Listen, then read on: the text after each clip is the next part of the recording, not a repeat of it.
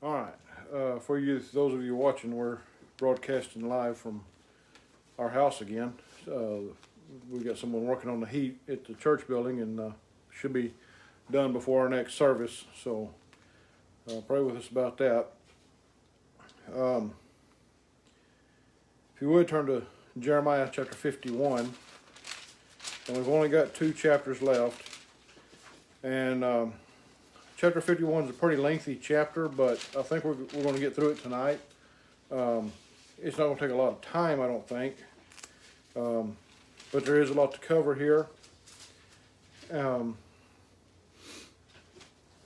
lot of it's going over some things that we've already looked at, so we're not going to stop and talk about a lot. We'll stop and talk about a few things. And if my stand stays where it's at with the camera, we'll be all right. So, chapter 51 in Jeremiah, let's start with verse 1. Thus saith the Lord, Behold, I will raise up against Babylon, and against them that dwell in the midst of them that rise up against me, a destroying wind.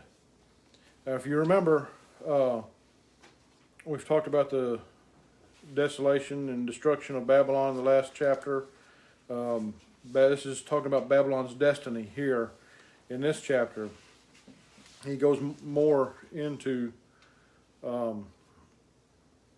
their destruction and everything. So, and then we see what happens to them. In the end, we see what happens to them and what happens to, he talks a little bit about what happens to Israel in this chapter also. So, but here in verse 1, he says, I will raise up against Babylon. Remember, the Lord is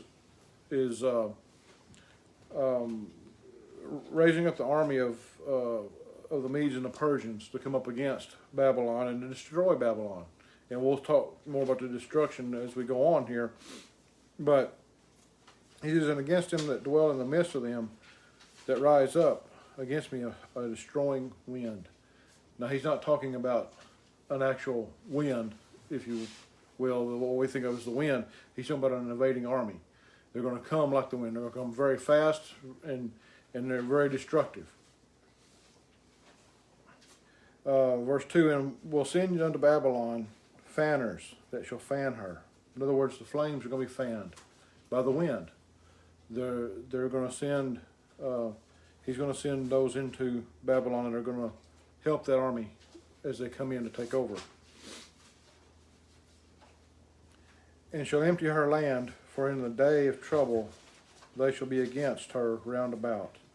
Against him that bendeth, let the archer bend his bow, and against him that lifteth himself up in this brigadine, which is another word for armor, and spare ye not your young men, or not her young men, destroy ye utterly all her host. Everything, everybody's going to be destroyed. It's there in Babylon.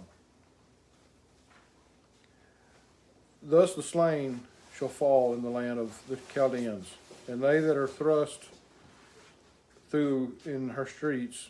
For Israel hath not been forsaken, nor Judah of his God, of the Lord of hosts, though her land be filled with sin against the Holy One of Israel. Israel's not going to be forsaken, he says. God hasn't forgot about his people. Just today, God hasn't forgot his people, even though as bad as things are in the world, we can rest assured that the Lord has not forgot about his people. And he tells us to Israel and to Judah, he's not forsaken them. Now, he did chastise them by sending them to Babylon through captivity and destroying their land and their cities. But he says, though their land was filled with sin against the Holy One of Israel, even though Israel sinned against God, he still hasn't forgotten them. Flee out of the midst of Babylon, and deliver every man his soul, and be not cut off in her iniquity. For this is the time of the Lord's vengeance. He will render unto her a recompense. He's giving a warning here. If you're reading this, heed this warning and leave Babylon if you can. Babylon hath been a golden cup in the Lord's hand, that made all the earth drunken. The nations were drunken of her wine, therefore the nations are mad. In other words, the nations are not mad as in angry mad. They're crazed. They're losing their mind. They've lost their mind as far as Babylon is concerned. Babylon, he says, hath been a golden cup in the Lord's hand. Remember, God used Babylon to bring chastisement upon the nation of Israel and on the nation of Judah, on his own people. So they were doing the Lord's work, not as we would think of it. It was evil that was brought upon Israel and Judah, but at the same time, it was the Lord's plan and his will that it would happen. It was his chastisement upon his people. And he says that made all the earth drunken. The whole world watched in amazement as Babylon took over God's people. Remember, many of the nations around Israel had tried for many generations to overthrow Jerusalem and never could do it. And Babylon did it. But it was only because God let them do it. Babylon is suddenly fallen and destroyed. Howl for her. Take balm for her pain. If so be, she may be healed. We would have healed Babylon, but she is not healed. Forsake her and let us go, every one into his own country. For her judgment reacheth unto heaven and is lifted up even to the skies. Now remember a little bit about the story of Babylon. Think about Jonah when he went to Nineveh. Remember, the Lord spared Nineveh because they believed. The whole city believed. Remember that in Babylon, Nebuchadnezzar turned to the Lord. When the Lord cast him out and put him out in the field, made him eat grass like an animal, and had his hair grow and his fingernails grew, he turned to the Lord. He finally realized that he had messed up and that the Lord was the only one that could save him. If the rest of the nation had followed the leadership of their king in that matter, the Lord might have spared them. He says, I believe that's what he's talking about here. Because if they had followed the Lord, he would have spared them. But instead, they kept after their false gods. The Lord hath brought forth our righteousness. Come and let us declare in Zion the work of the Lord our God. In other words, when you get back to Jerusalem, Zion's another name for Jerusalem. When you get back to Jerusalem after the captivity, he says, let us declare in Zion the work of the Lord our God. Don't forget what the Lord has done for you when you get back to Zion. Make bright the arrows, gather the shields. The Lord hath raised up the spirit of the kings of the Medes, for his device is against Babylon, to destroy it, because it is the vengeance of the Lord, the vengeance of his temple. Remember, Babylon destroyed God's temple. It took all the possessions that were in the temple, all the furniture, all the fixtures, everything, the altars, everything was taken out and taken to Babylon, and was desecrated in Babylon. They worshipped their false gods on those same altars. Set up the standard upon the walls of Babylon. Make the watch strong. Set up the watchmen. Prepare the ambushes. For the Lord hath both devised and done that which he spake against the inhabitants of Babylon. He's going to do what he says. O thou that dwellest upon many waters, abundant in treasures, thine end is come, and the measure of thy covetousness. You're going to get what's coming to you, is what he's telling Babylon. The Lord of hosts hath sworn by himself, saying, surely I will fill thee with men, as with caterpillars, and they shall lift up a shout against thee. You ever seen an army of caterpillars? We used to get, when I was in Texas, and we used to get army worms, and they're very similar to caterpillars. And there'd be thousands of them. We'll take over a hay meadow and eat all the grass, and it would destroy a hay meadow. Caterpillars travel, or certain types of caterpillars travel in hordes. I don't know what the term. I don't know if it's a flock or or what, but they travel in hordes in thousands of them, and that's what he's comparing this army to. They're coming as caterpillars. He hath made the earth by his power. He hath established the world by his wisdom, and hath stretched out the heaven by his understanding. Jeremiah is praising the Lord here.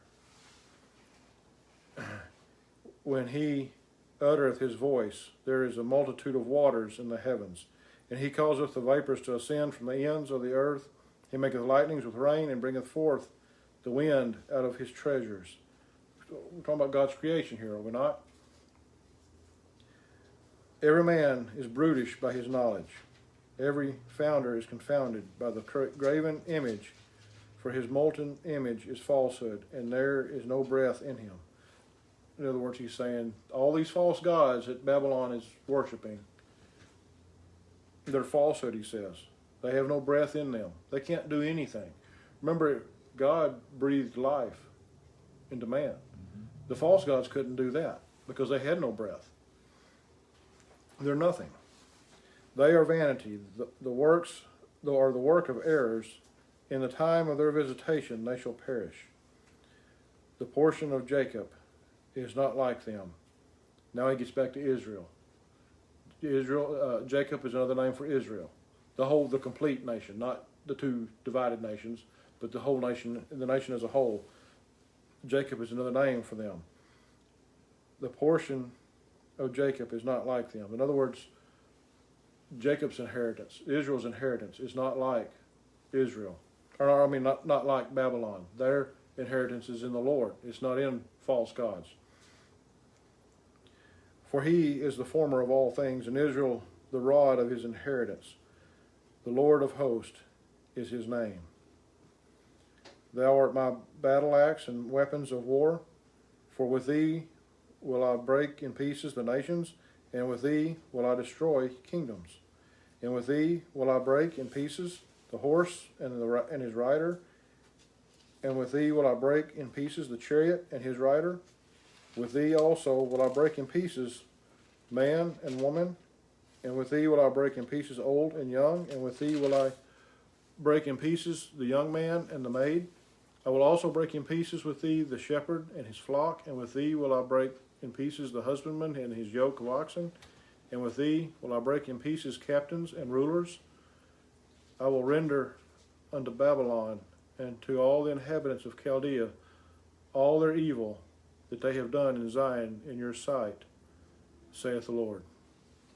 He's going to totally destroy everything and everybody in Babylon. Behold, I'm against thee, O destroying mountain, saith the Lord. Now remember, in our study in Revelation, we've talked about this. Sometimes a mountain refers to people, a high standing people, if you will. In this case, Babylon was, though it's not on a mountain, the city of Babylon is not on a mountain, but it was a very high place as far as the world was concerned. It's where a lot of trade came through. It was one of the wealthiest cities in the world at that time. Behold, I am against thee, O destroying mountain, saith the Lord, which destroyeth all the earth, and I will stretch out mine hand upon thee, and roll thee down from the rocks, and will make thee a burnt mountain. He's going to destroy the highness or the proudness of Babylon. It was a very proud city and a very proud people. And they shall not take of thee a stone for a corner, nor a stone for foundations, but thou shalt be desolate forever, saith the Lord. They're going to destroy the whole city. And you go over there today, and from what I understand, the city of Babylon is leveled. It's other than what, we know, we've talked about this before, that Saddam Hussein tried to rebuild part of it. But up until that point, it was desolate. It was leveled. There wasn't. He says, "They shall not take of thee a stone for a corner." They're not going to take a cornerstone from. They're not going to take anything from it. They totally leveled it and left it. Nothing was taken.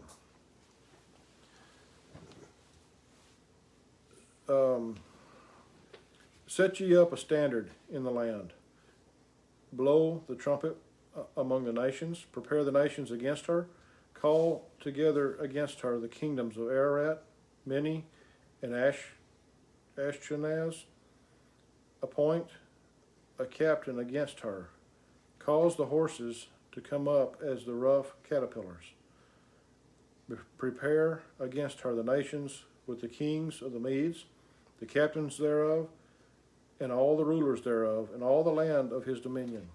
And the land shall tremble in sorrow, for every promise or every purpose of the Lord shall be performed against Babylon, to make the land of Babylon a desolation without an inhabitant. And so it is today. The land where the city of Babylon itself was is a desolate place. Remember, it's on the river Euphrates. You would think it would be a very fertile place, but it's not. It's desert. It's a pile of rocks.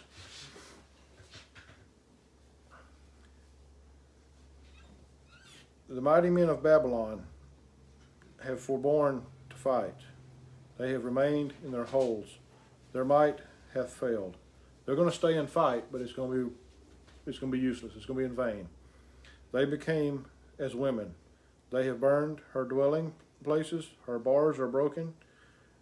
One post shall run to meet another, and one messenger to meet another, to show the king of Babylon that his city is taken at one end. So as they come into the city, the runners, the messengers, are going to run to the king and let him know what's going on. And the passages are stopped, and the reeds they have burned with fire, and the men of war are affrighted. And it's my understanding, and it's been a long time since I've read all the details on this, but what I'm remembering, the city of Babylon, there was a channel of the river that went underneath the city to furnish the city with water. The invading army dammed up the river on one end and caused the river to dry up. And then they went in under the city wall through where the river came out. That was the only way you could breach the walls of Babylon. That's how strong a city it was. So that's what he's talking about here. He says that the passages are stopped, and the reeds that have burned with fire, and the men of war are affrighted. They've set the reeds on fire in the river. And he says the passages are stopped. They've stopped the water from coming through. They've stopped everything from entering into the city now. They've besieged it, and it's under attack, and they're not going to be able to stop it. Even as mighty a warriors as Babylon had, they can't. There are no defense against this army. Remember, this army is being sent by the Lord, so they're not just fighting flesh and blood. They're fighting a spiritual warfare. The Lord is the one behind this army. For thus saith the Lord of hosts, the God of Israel, the daughter of Babylon is like a threshing floor. It is time to thresh her. Yet a little while, and the time of her harvest shall come. Nebuchadrezzar, the king of Babylon, hath devoured me. He hath crushed me. He hath made me an empty vessel. He hath swallowed me up like a dragon. He hath filled his belly with my delicacies. He hath cast me out. The violence done to me and to my flesh be upon Babylon, shall the inhabitant of Zion say. And my blood upon the inhabitants of Chaldea shall Jerusalem say. So this is the people of Israel talking here. The reason God's doing this is because of what they have done to God's people. Therefore thus saith the Lord, behold, I will plead thy cause and take vengeance for thee. God's hearing the prayers of his people, and he's going to respond. He says, vengeance, and take vengeance for thee. And I will dry up her sea and make her springs dry. He's going to cut off all the water.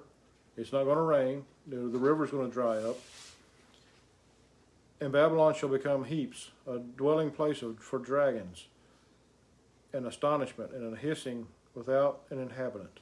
They shall roar together like lions. They shall yell as lions' whelps. In their heat I will make their feast, and I will make and I will make them drunken, that they may rejoice and sleep a perpetual sleep, and not wake, saith the Lord. In other words, they're going to die. I will bring them down like lambs to the slaughter, like rams with the he-goats. How is Shishak taken? And how is the praise of the whole earth surprised? How has Babylon become an astonishment among the nations? The sea is come up upon Babylon. She is covered with the multitude of the waves thereof. Here's another reference to a mighty group of people. It's the word sea, remember we've studied that before. The word sea and the waves here, he's talking about a wave of people, a wave of an army coming to invade. Her cities are a desolation, a dry land and a wilderness, a land wherein no man dwelleth, neither doth any son of man pass thereby. And I will punish Baal in Babylon. Baal was one of their false gods. And it was also a name taken on by their kings, some of their kings also. Because they claimed to be the son of Baal. Their kings claimed to be the son of their false god, or descended from their false god. I will punish Baal in Babylon, and I will bring forth out of his mouth that which he hath swallowed up, and the nations shall not flow together any more unto him. Yea, the wall of Babylon shall fall. Remember I said Babylon was a wealthy city. It was on all the trade routes. Many nations traveled through there and to there for trade, but not anymore. They're going to be destroyed, and the nations are going to stop going there. Today, it's not even a vacation spot. You know, it's just, like I said, a pile of rocks. My people, go ye out of the midst of her, and deliver ye every man his soul from the fierce anger of the Lord. God's warning his people of what's coming. And he does that, doesn't he? Many times in the scripture we see where the Lord warns his people of impending danger. He's warning his people here, get out while you can. Get out before the destruction comes. And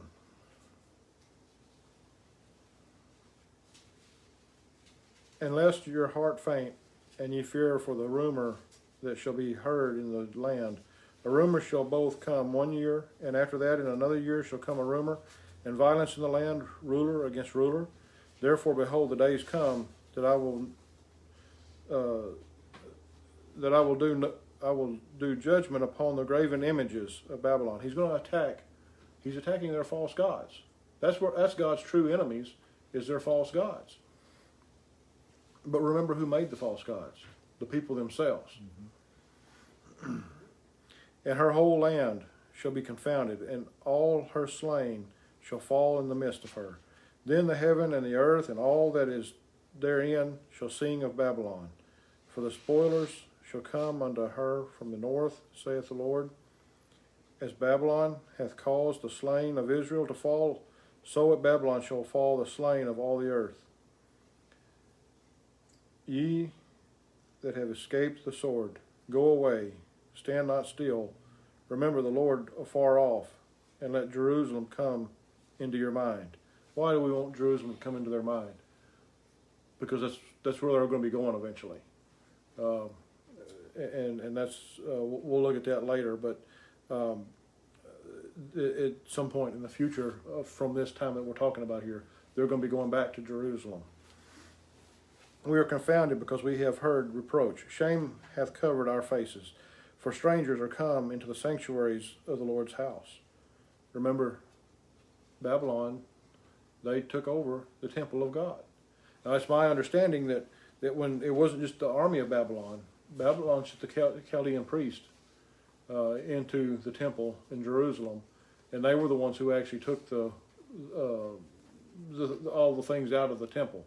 They understood that it was a holy place, and they, being priests of the Chaldeans and priests of their false gods, they were curious about other nations' gods, and especially the one of Jerusalem, because they had heard so much about him.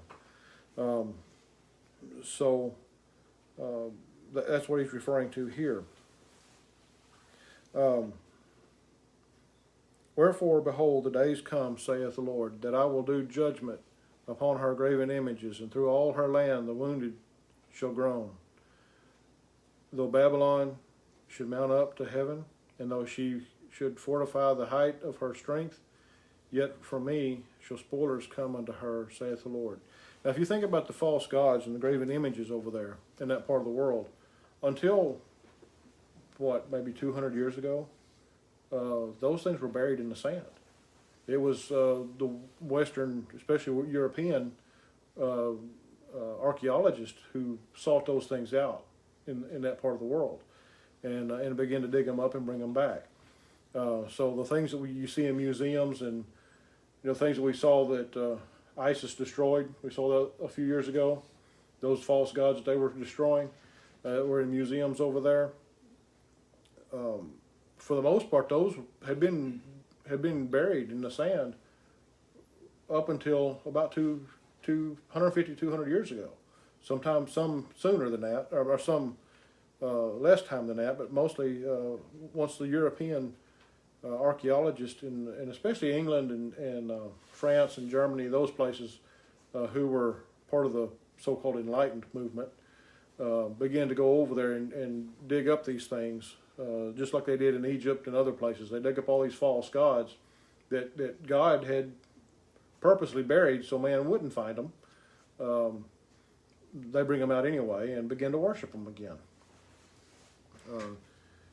And well, I'm not going to beat a dead horse here tonight, but Roman Catholicism is one of the ones who brought a lot of these back. Though Babylon should mount up to heaven, and though she should fortify the height of her strength, yet from me shall spoilers come unto her. Yet from me, who's speaking here? This saith the Lord. Mm-hmm. A sound of a cry cometh from Babylon, and great destruction from the land of the Chaldeans, because the Lord hath spoiled Babylon, and destroyed out of her the great voice. When her waves do roar like great waters, a noise of their voice is uttered, because the spoiler is come upon her, even upon Babylon, and her mighty men are taken. Every one of their bows is broken, for the Lord God of recompenses shall surely requite. In other words, he's going to pay back what they've done to his people. And I will make drunk her princes and her wise men, her captains and her rulers, and her mighty men, and they shall sleep a perpetual sleep and not wake, saith the King. See the King, the word King there is capitalized, whose name is the Lord of hosts. Thus saith the Lord of hosts, the broad walls of Babylon shall be utterly broken, and her high gates shall be burned with fire, and the people shall labor in vain, and the folk in the fire, and they shall be weary. The Lord, which Jeremiah the prophet commanded Sirah, the son of Nerah, the son of Messiah, when he went with Zedekiah, the king of Judah, into Babylon in the 4th year of his reign. And this Sirah was a quiet prince. In other words, he wasn't a troublemaker. He didn't rock the boat. In other words, he kind of sat back and watched and let things happen. So Jeremiah wrote in a book all the evil that should come upon Babylon, even all these words that are written against Babylon. And Jeremiah said in Sirah, when thou comest to Babylon, and shalt see and shalt read all these words, then shalt thou say, O Lord, thou hast spoken against this place to cut it off, and none shall remain in it, neither man nor beast, but that it shall be desolate forever. And it shall be, when thou hast made an end of reading this book, that thou shalt bind a stone to it, and cast it into the midst of Euphrates. And thou shalt say, thus shall Babylon sink, and shall not rise from the evil that I will bring upon her, and they shall be weary. Thus far are the words of Jeremiah. Now, what we've just read, if you understand what he just said in these last few verses, Jeremiah was commanded by the Lord to write a book. This chapter was a book that Jeremiah wrote and give to Assyria, this prince, he took it to Babylon with him when he went. Remember, Jeremiah never went to Babylon, but this prince did. And he even tells us the timeline, the 4th year of Zedekiah's reign. He took this book with him. He was to read the prophecy, and he was to proclaim this prophecy to all of God's people there. And so that they would understand that there was hope, that God was going to come back and God was going to rescue them. Just like we have that hope that the Lord's going to come back for us today. Our hope is that He'll be back any time now. Could be tonight. Could be before this meeting's over with. We don't know. Anyway, he tells him to destroy the book. Why? Well, God didn't want Babylon to know what was going to happen. He didn't want them to be prepared for what was going to happen. So he didn't destroy. I said destroy. He didn't destroy the book. He cast it in the water. Notice he tied a rock around it, threw it in the water in the Euphrates River, so it wouldn't be found. And so this is God's prophecy of what He's going to do, or what He was going to do to Babylon. Remember, we've mentioned this before several times. The book of Jeremiah is not all of it is in chronological order. This chapter, and along with the several chapters that we've been through recently, they all go back to a time before before Babylon had completely taken over Jerusalem. Jerusalem was under siege at that time. These prophecies were given back then, and now Jeremiah is coming back and telling what he did. And this book that he wrote this book. Remember Baruch, was it the scribe that was with Jeremiah when Jeremiah was in prison, and he was writing books for Jeremiah? He wrote more than one that we know of, at least 2 books. It's very possible that Baruch was the one that wrote this, as Jeremiah was given the words by the Lord. Jeremiah spoke them, and Baruch wrote them down in a book. And then Jeremiah gave this book to this prince, and he took it with him to Babylon during the captivity. He read it, saw what it said, and the people had some hope of what was to come. They knew their captivity was not going to be forever. They just didn't know when it would be, when it would end. So we'll stop there for tonight, and next week we'll pick up with chapter 52, and we'll see. We might can get through the rest of the book next week. We'll see how it goes.